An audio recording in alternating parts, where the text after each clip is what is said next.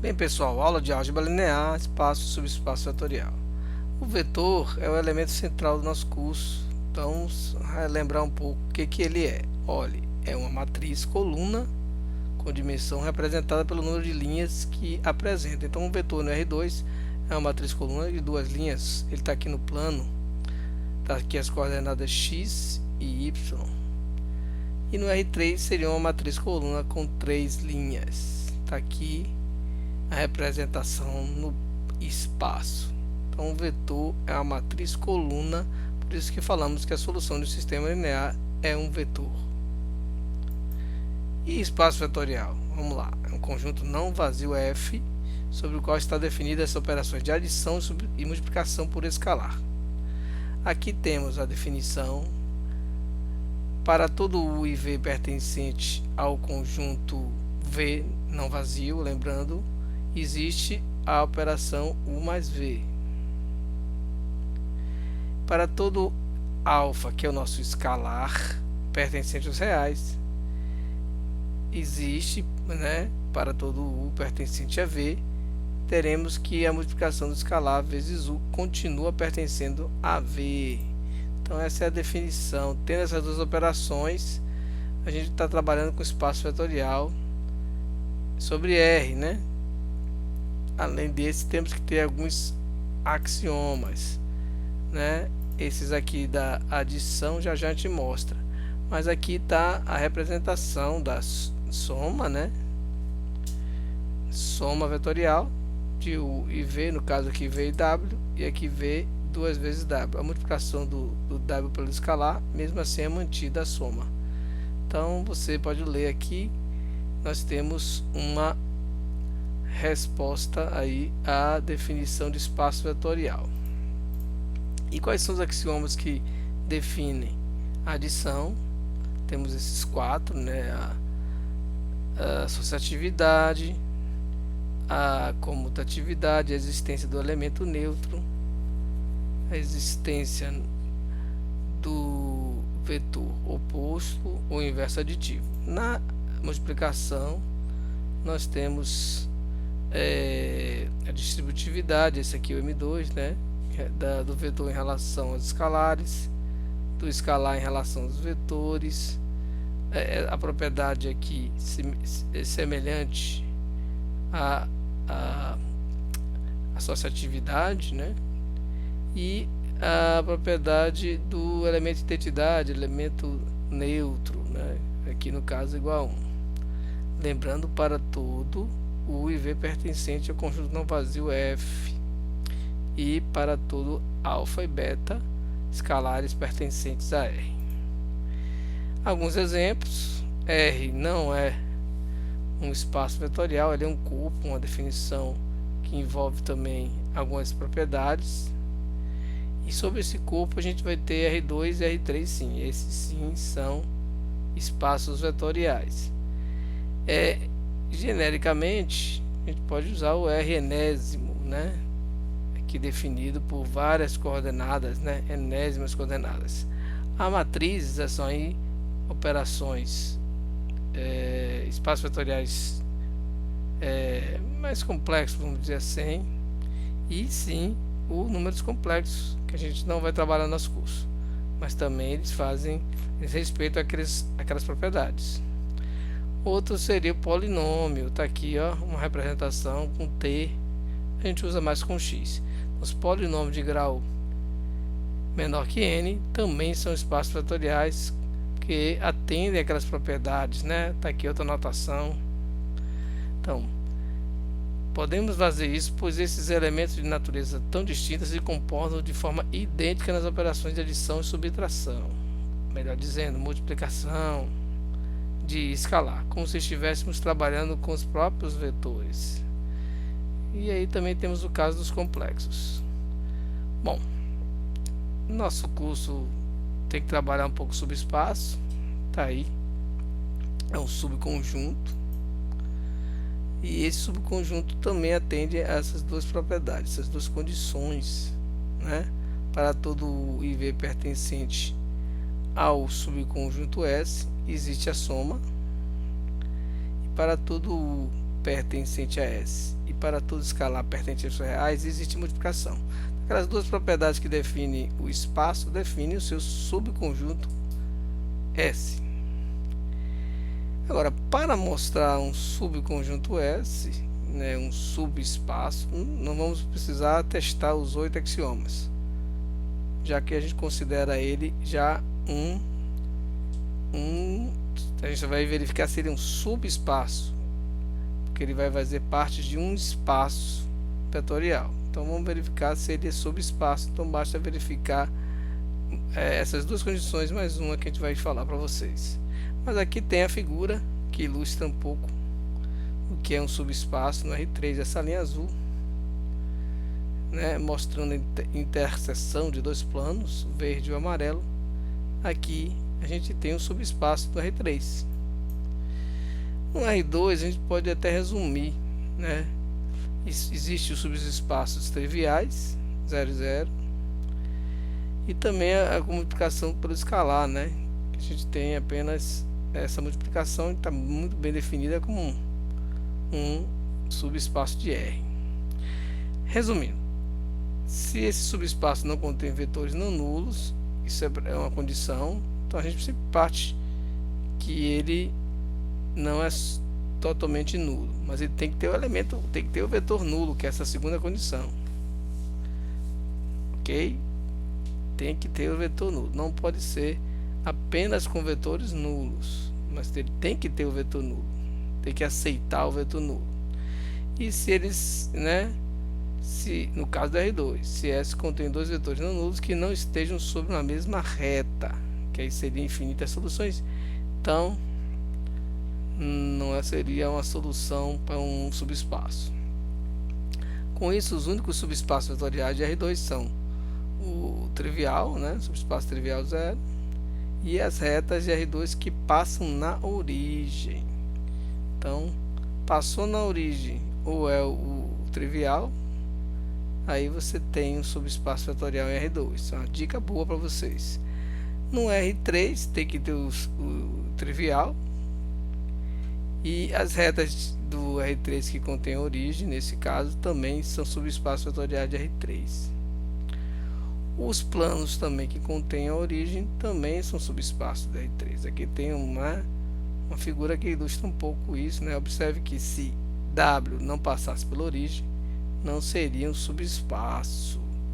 Resumindo de novo, os únicos subespaços de R3 são a origem, as retas e planos que passam pela origem. Então, não passando pela origem, não é um subespaço de R3. Bem, o subespaço trivial eu falei algumas vezes, mas acabei não definindo bem. São subespaços próprios. No R3 seriam 3 coordenadas nulas, né? No R2 apenas 2. Então elas estão aí aparecendo sempre aí. São o subespaço vetorial trivial que a gente já está usando aí no curso. Para verificar se um subespaço, se W é um subespaço, a gente vai verificar a existência do vetor nulo, já que a gente considera que os vetores não são, existe um espaço vetorial onde ele está, tem que ter a adição e tem que ter a multiplicação por escalar. Então a gente pode ver esse primeiro exemplo. Olha aqui. Aqui temos o nosso espaço vetorial R2 definido por essas coordenadas. Essa sentença aqui define nosso vetor. Será que ele é um subespaço? Não, porque não há como ter um vetor nulo ou a solução trivial 0, 0, né? Se você tiver y igual a 0, x igual a 0 aqui, né, nesse par, eles 2, 0, 0, aqui você vai ter essa situação, 0 mais 1, 1, que é diferente de 0, não é um subespaço. Vamos ver isso aqui agora. No R3, o conjunto W é formado por vetor R3 que tem a segunda coordenada igual ao quadrado da primeira, está aqui, né? Então a gente tem essa situação, né? x1 ao quadrado, x2 ao quadrado aqui. A soma acontece que a soma dos dois, né, que o vetor nulo está claro aqui que existe, né? 0, 0, 0 aqui vai ser 0, 0. Então a gente já conferiu o vetor nulo. Então a soma que seguiria a segunda a verificar, nós chegamos a essa situação: x1 mais x2, x1 ao quadrado, já que y é x ao quadrado, então vai ser x1 ao quadrado para o vetor u e x2 ao quadrado para o vetor v. Somando os dois, você tem x1 ao quadrado mais x2 ao quadrado. Observe que a gente não pode afirmar que u mais v pertence ao subespaço, né, v, que estamos testando, pois a segunda coordenada é diferente do quadrado da primeira coordenada, ou seja, nós temos que x1 mais x2 ao quadrado não é igual a somar y1 e y2 e elevar ao quadrado. Então essa diferença aqui nos coloca na situação de que não há como ter um subespaço vetorial, né?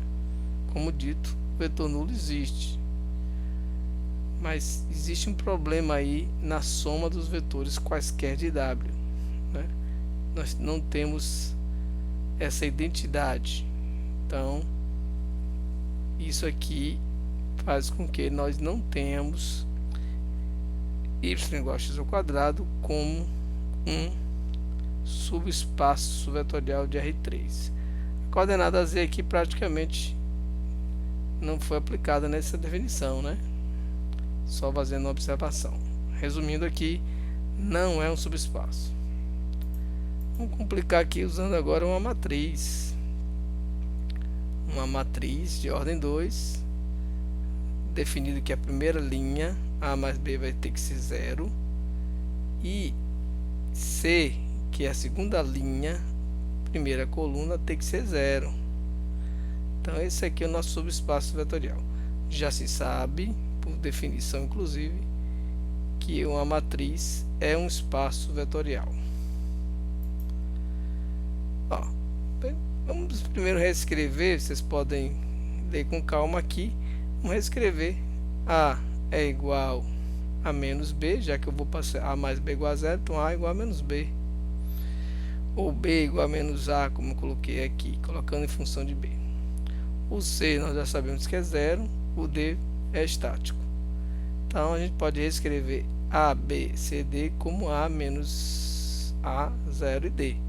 Então temos a ideia do simétrico aqui, quer dizer, A e B tem que ser opostos. E a gente tem que ter 0 na segunda linha, primeira coluna. Bom, vamos lá então. Tem um vetor nulo? Tem, né? Você pode definir todos eles como 0 e 0.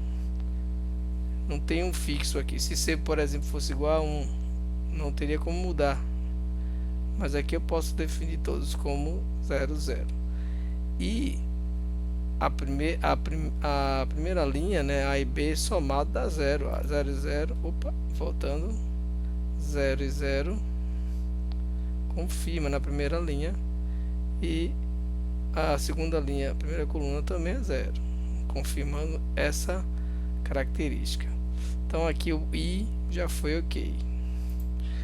O II, nós vamos tentar fazer a soma agora.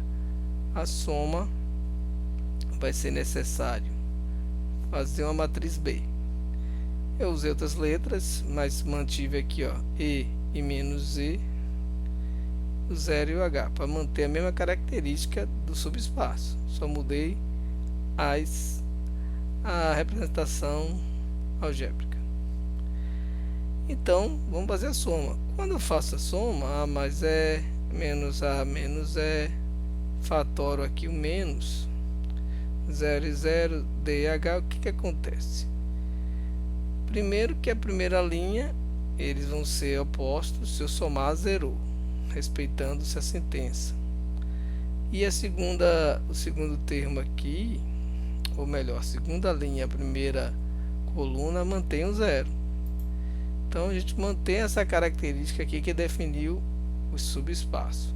Primeira linha somada é zero, e a segunda linha e primeira coluna tem que ser zero. Mais um foi confirmado. E para fechar aqui o i. Terceira característica a testar, que é a multiplicação por um escalar. Vamos chamar de alfa.